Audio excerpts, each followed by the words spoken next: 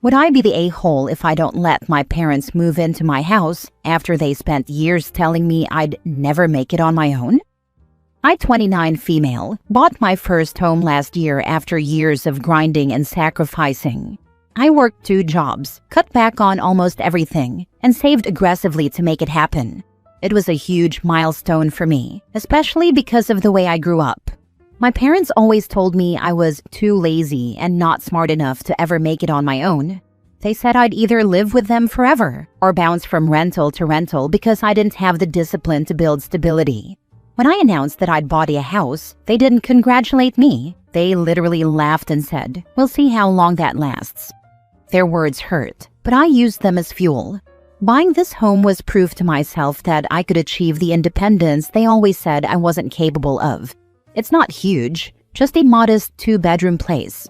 I live here with my boyfriend, and we've been building a comfortable life together. Fast forward to now. My dad, 62, recently lost his job, and my mom, 60, never worked outside the home. They are deep in debt, behind on bills, and on the verge of losing their rental. They reached out to me recently, saying they need a place to stay temporarily until they figure things out. On paper, that sounds simple enough, but in reality it feels like a nightmare. For one, there's barely space. My boyfriend and I already fill the 2 bedrooms. Having my parents here would mean cramming 4 adults into a space that was never meant for it. Beyond the logistics, there's the emotional strain. My parents still treat me like I'm some kind of failure who doesn't know what she's doing. I can't imagine them moving in and immediately criticizing how I run my household, how I spend money, or how my boyfriend and I live. The idea of living under their roof-like behavior again, only this time in my house, makes me anxious. My siblings, however, see things differently. They keep saying it's my duty since I'm the one who's doing well now. They act like because I worked hard and managed to build something for myself, I'm automatically responsible for bailing our parents out. I love my family, but I can't help feeling resentful. Where was their support when I was struggling, saving, and constantly being torn down? Why is it on me now to shoulder the burden when I finally got to a stable place? I feel guilty because I don't want to see my parents homeless, but at the same time, I feel like letting them move in would destroy the peace and independence I fought so hard for. I've worked for years to get here, and I'm scared they'll drag me back into the same toxic dynamic I finally escaped. So, would I be the bad guy if I told them no and refused to let them move in, even if it means they'll have to figure something else out? Now for the top comments. Not the a-hole. Why don't siblings put up parents if it's a child's duty? Sounds like the siblings are all in a similar plight. This is a crabs in a bucket situation. Absolutely. They don't sound the type to respect boundaries while they're there either. They will put a strain on your relationship with your boyfriend for sure, and will likely set you back in your financial status as they don't have a working plan to not be under your roof forever. Find them other resources. Call the Council on Aging. Figure out Section 8.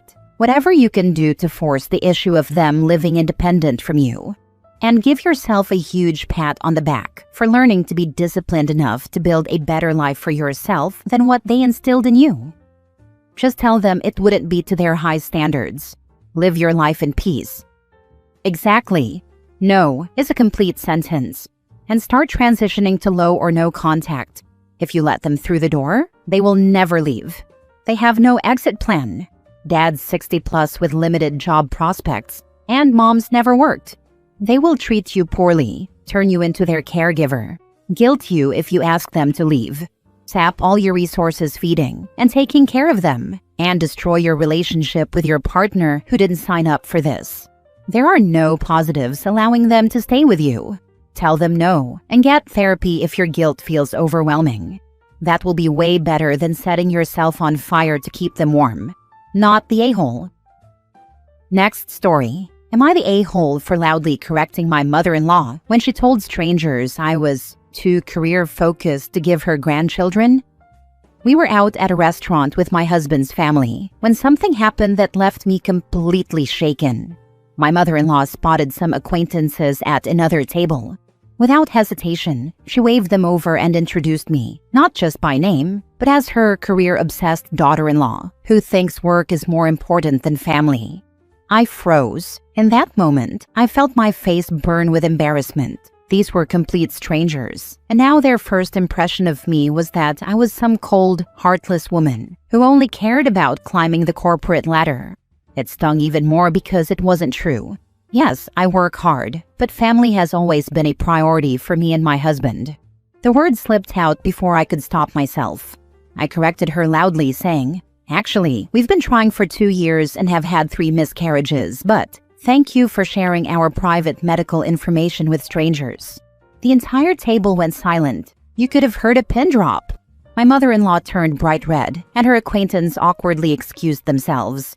After the meal, she cornered me in the hallway, tears streaming down her face.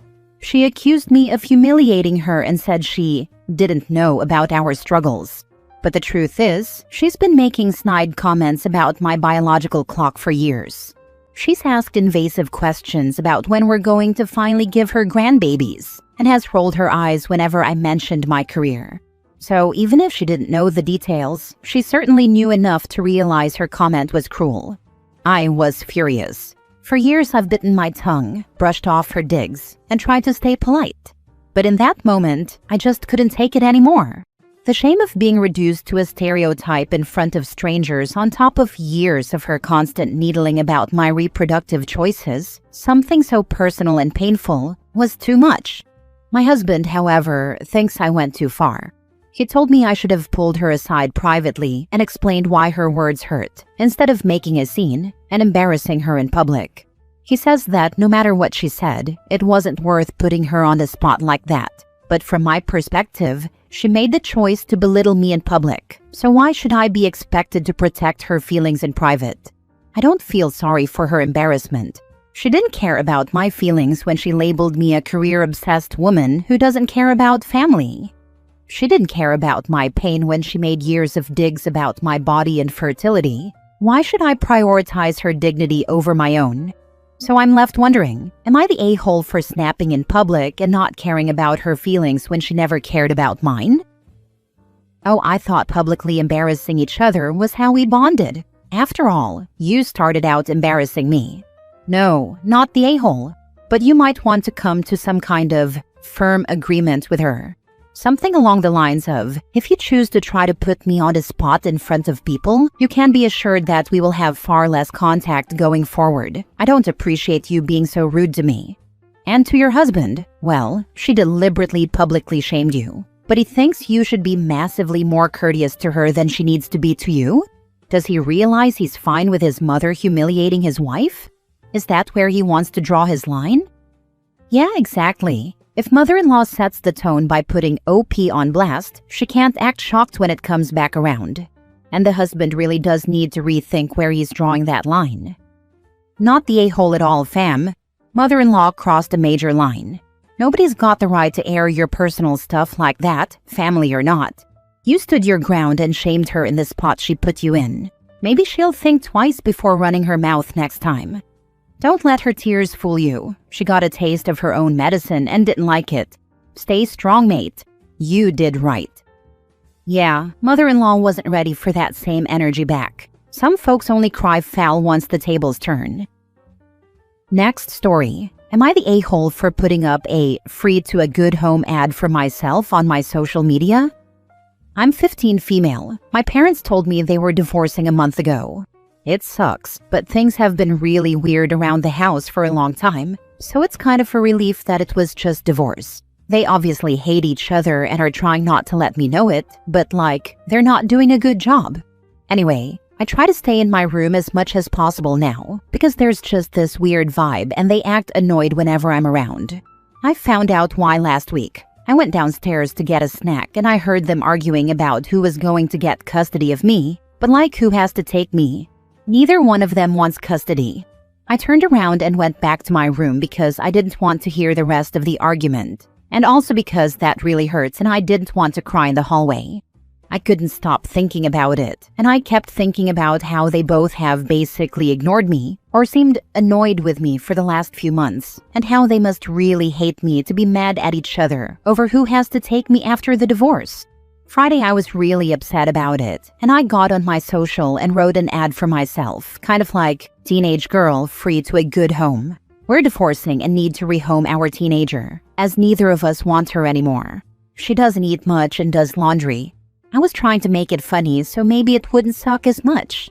It caused a small crap storm because it got back to other family members and some of my friends' parents who were worried about me and called to find out what was going on and whether I was okay.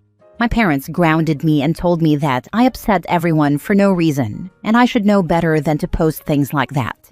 They said of course they love me. Things are tough right now. But I heard what they said. I don't know. Am I the a-hole? Now for the comments. Are you sure they were arguing because neither wanted you or because they were objectively talking about whose house or home would be better and it just came across as, "I don't care about her nor want her. You should take her," to a person that listened into a small part of the conversation?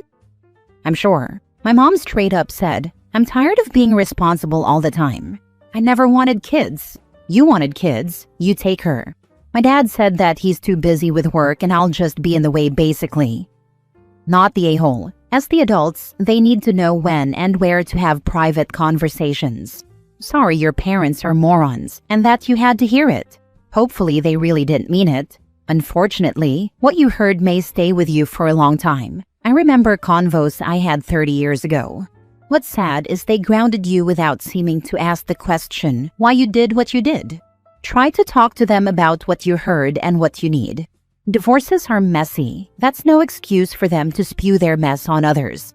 It's tough for them. They need to remember their responsibility to you. Good luck. This is so true. I still remember some of the stupidest things. Well, I guess they should have been considered stupid, but obviously they cut me at the time and stayed with me for many years. At any rate, I read a lot of sad stories on here, but I believe this is the first time I started tearing up. Partly because I really feel for OP, but also because I can imagine myself saying something similar in that situation. Because, unlike a lot of women who fear that empty nest, I was just tired of it all by the time my kids were teenagers. I had given so much and was ready for some me time. Didn't mean I didn't love them. But even so, while I might have had some fleeting thought of giving up custody had we divorced, I could never do that, and certainly wouldn't have expressed it. I hope you have someone who you can turn to who will listen and give you sanctuary. Wish I could give you a big hug. Last story.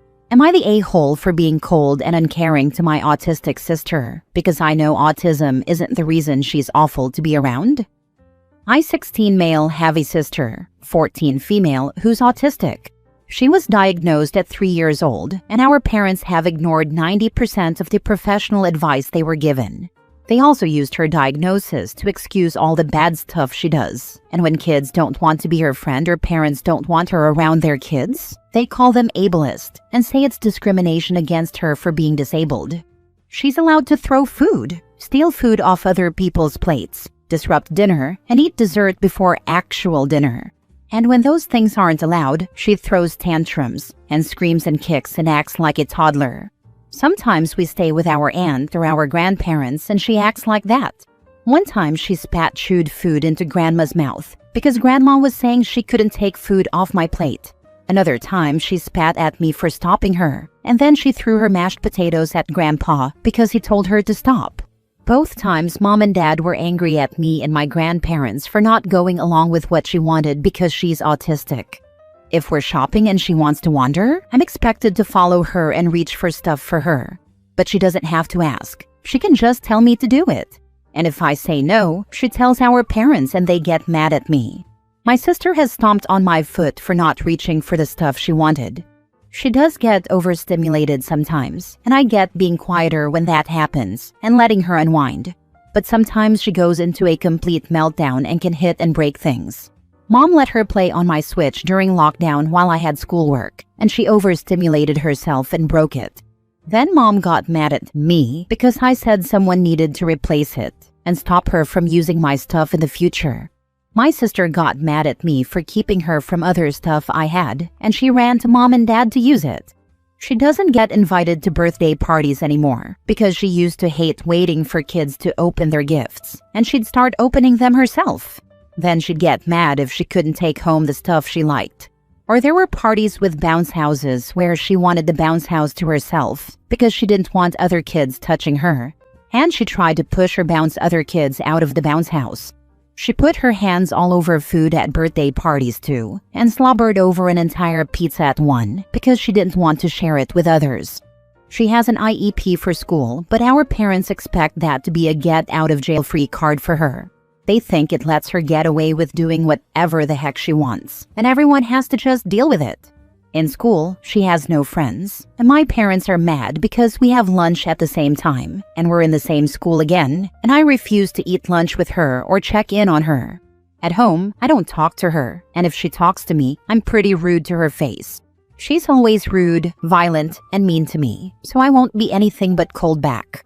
I'm past the point where I care about her feelings or what she needs. If she was arrested tomorrow for hitting someone, I'd be happy and celebrate. My parents told me I should be nicer to my sister, and they complain about how cold and uncaring I am toward her. She was upset last Tuesday because someone called her names, and I said nothing to her. When she cried, I actually rolled my eyes because she says mean things all the time, but autism is meant to be an excuse for it. One of my friends is autistic, and there are 2 other students in my grade who have autism, and I have known them since kindergarten. They all have differences, but nothing like her. At least not all the time. It's worked on. They get better at talking to people and apologize if they hurt someone. My sister never does. My parents don't care about that though, and they think I'm the a-hole. My sister does too, because she hates that I refuse to hug her when she asks now, and I don't say I love you or anything nice to her. Am I the a-hole? Your parents are setting her up to fail, and you will be going low contact. That's the future. Hope your parents realize that moving forward in 2 years' time, your sister will have less support. I'd also tell them to come up with a plan in the event of their deaths, because you will not be looking after her. Low contact won't be good enough.